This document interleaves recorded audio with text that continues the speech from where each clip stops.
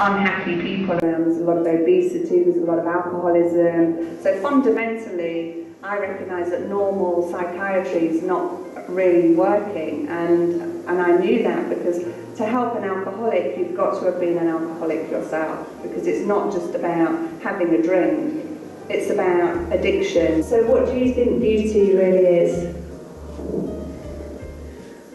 I think it's what money can afford. Like everyone says natural beauty, but if you've not got nice clothes or nice hair, you're not beautiful. I think money helps with beauty. Like, people are beautiful in the media, and my reaction is it's because they can afford to. So I never really had a problem with things like alcohol and drugs and cigarettes. I think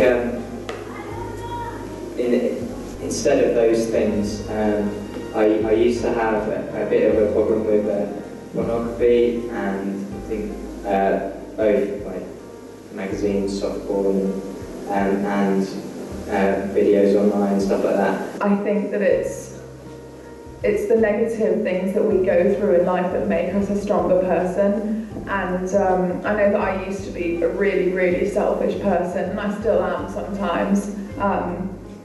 A lot of the time, probably. But there are certain things that have happened in my life that have changed me, and I believe for the better. So I designed my own free life coaching website with a private journal where anybody can go and work on themselves with brutal truth, common sense, because that's all I teach.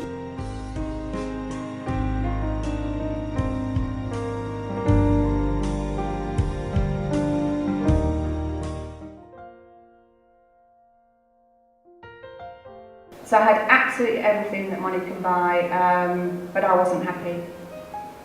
So I'd reached my dream, I'd reached my goal, but I was as miserable as sin.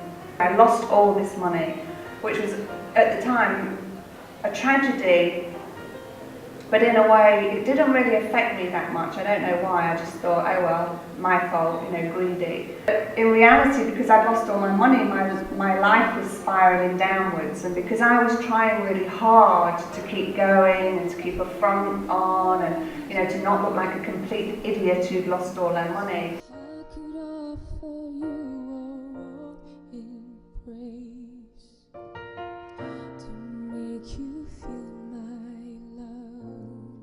And for a while I'd been bleeding, so I was taken into hospital. They told me I had an 8-pound tumour in my uterus, and that my blood count was 3.7. And if anybody wants to know what fear is, that's what fear is. When you're over. I could hold you for a million years. You can tell that everyone's got something on their mind, and it's nice being able to talk to someone and having someone to listen to you, because I don't really tell many people I meet that. Okay. I'd quite like to talk about how it's affected my life. Like, I had, when I was young, I was just.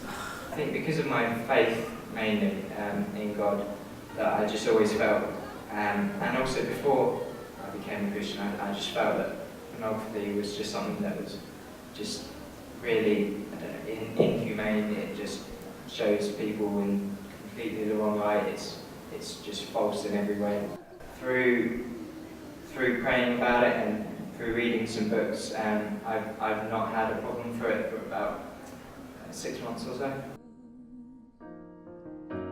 No, there's nothing that I wouldn't do. When I wake up in the morning, I do feel like I'm going to go shopping, not because I need anything, but because I want to and because I deserve to go. I feel like I've had the hard time of no money, now I've got it, I can just go out shopping and I don't need to tell anyone about it, because at least it's making me happy. So I'd say it makes me happy, but it's quite a bad thing. Can I just ask you, is it because you feel like you're a little bit overweight, does that knock your confidence? Does that make you feel uncomfortable and out of place in this society and culture that we live in? It definitely does, because I do cheerleading in Park University as well, and there's a whole stereotype of being a cheerleader and everything. It does put your confidence down and, you know, I don't know. Completeness on it. No, but being honest is the key.